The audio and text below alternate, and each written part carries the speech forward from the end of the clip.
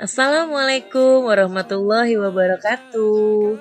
Hai, apa kabarnya anak-anak hebat Indonesia? Semoga kalian hari ini dalam keadaan sehat, semangat, dan ceria. Oke anak-anak, pada video kali ini kita akan belajar tema 5, subtema 2, pembelajaran kedua, hubungan antar makhluk hidup dalam ekosistem. Sebelum kita mulai pembelajaran pada hari ini, mari kita berdoa terlebih dahulu ya. Kalian dapat berdoa berdasarkan kepercayaan kalian masing-masing. Silakan kalian berdoa dalam hati. Berdoa dimulai.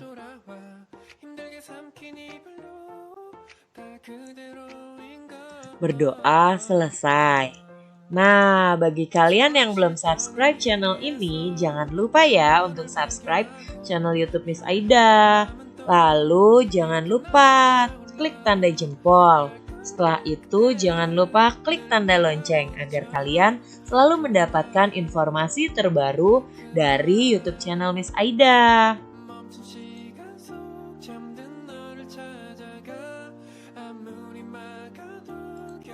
Oke anak-anak, tujuan pembelajaran kita pada hari ini adalah sebagai berikut. Yang pertama, siswa mampu membuat contoh rantai makanan. Yang kedua, siswa mampu mengembangkan ide pokok menjadi paragraf non-fiksi.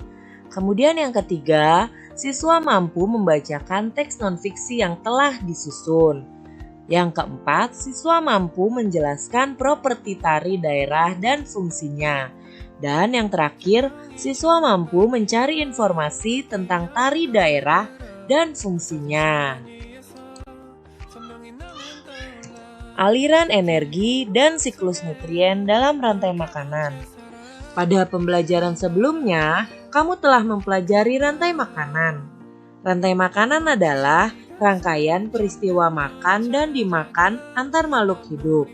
Dalam rantai makanan terjadi aliran energi. Aliran energi adalah proses berpindahnya energi dari satu makhluk hidup ke makhluk hidup lainnya.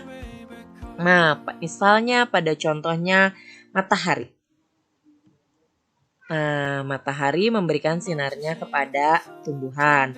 Energi matahari ini digunakan oleh tumbuhan. Kemudian energi panas dilepaskan ke lingkungan juga. Lalu, produsen akan dimakan oleh konsumen. Energi dari produsen berpindah ke konsumen. Nah, saat konsumen, energi panas juga dilepaskan oleh konsumen ke lingkungan.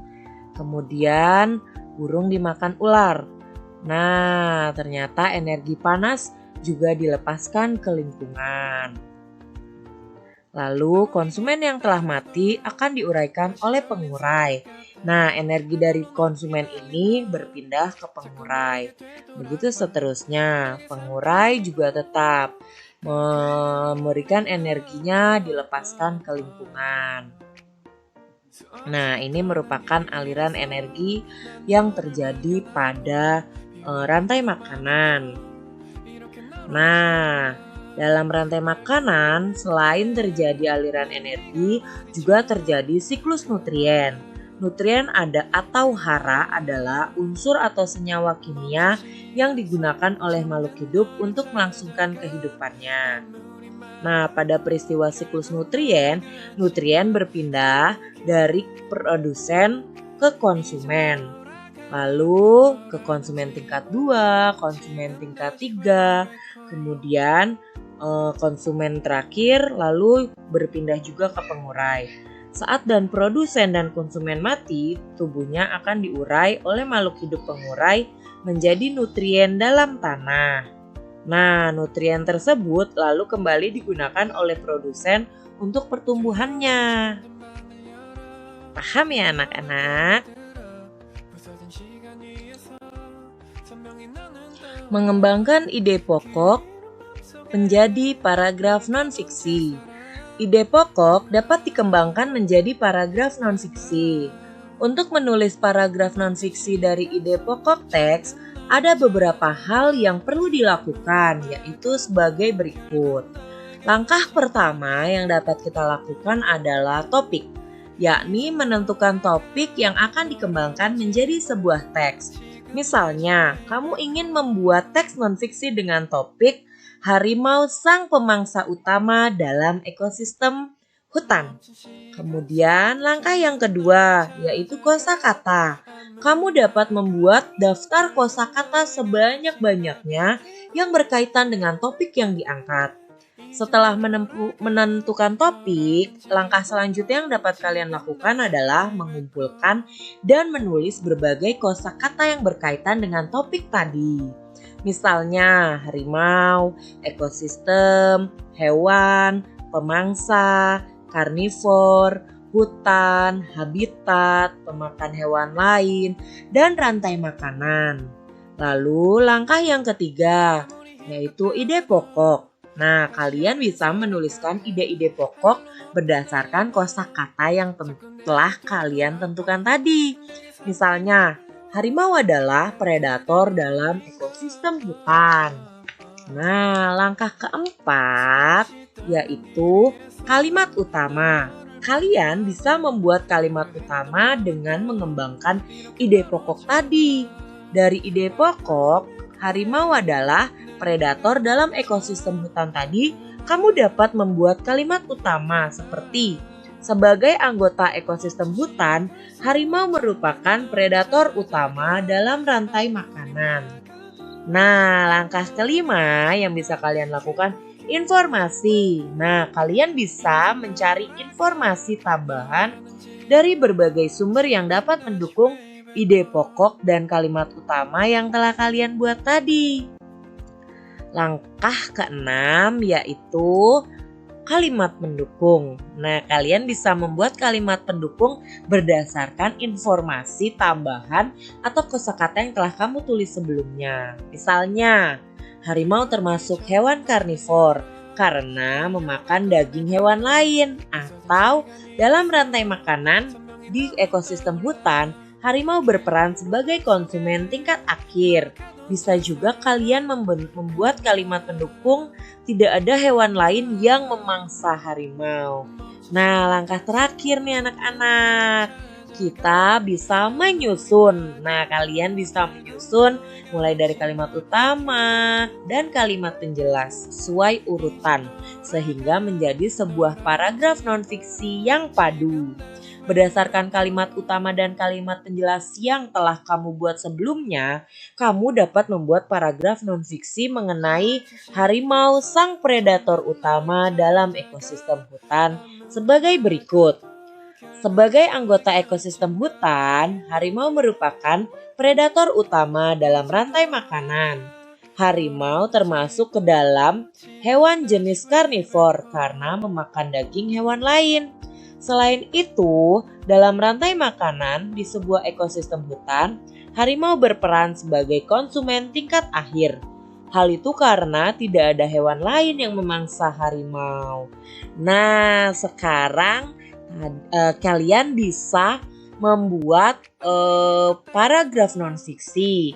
Saya akan memberikan ide pokoknya ya. Kalian bisa memilih, ada 3 ide pokok. Yang pertama, katak hewan amfibi. Yang kedua, ciri tubuh katak.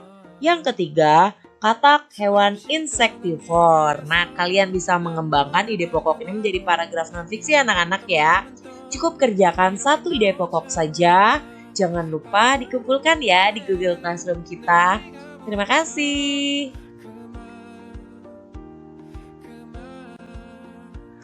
Properti tari daerah dan fungsinya.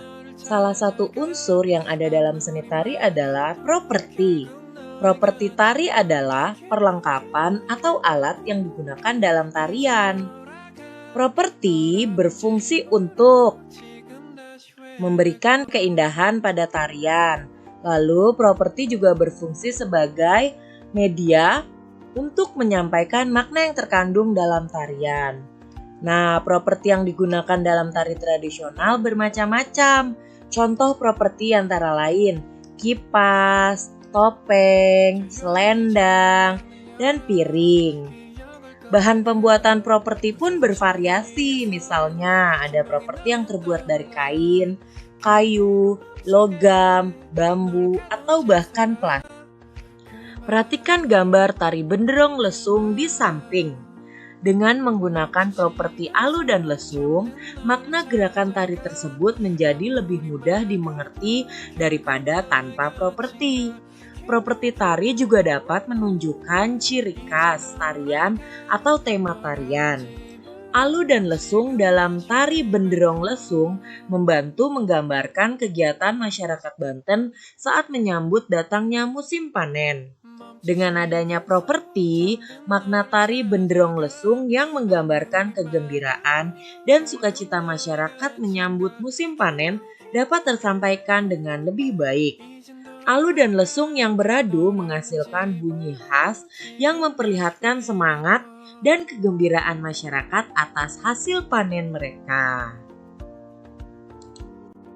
Alhamdulillah ya anak-anak, materi kita hari ini sudah selesai. Oke anak-anak hebat, terima kasih sudah menonton video kali ini. Jangan lupa buat kalian yang belum subscribe channel YouTube Miss Aida, silakan klik tombol subscribe. Kemudian jangan lupa klik tanda jempolnya ya. Lalu tekan tanda lonceng untuk kalian bisa mendapatkan informasi terbaru dari video-video pembelajaran YouTube channel saya. Terima kasih anak-anak. Sampai jumpa kembali di video selanjutnya. Tetap semangat dan ceria dalam belajar ya. Wassalamualaikum warahmatullahi wabarakatuh. Bye-bye.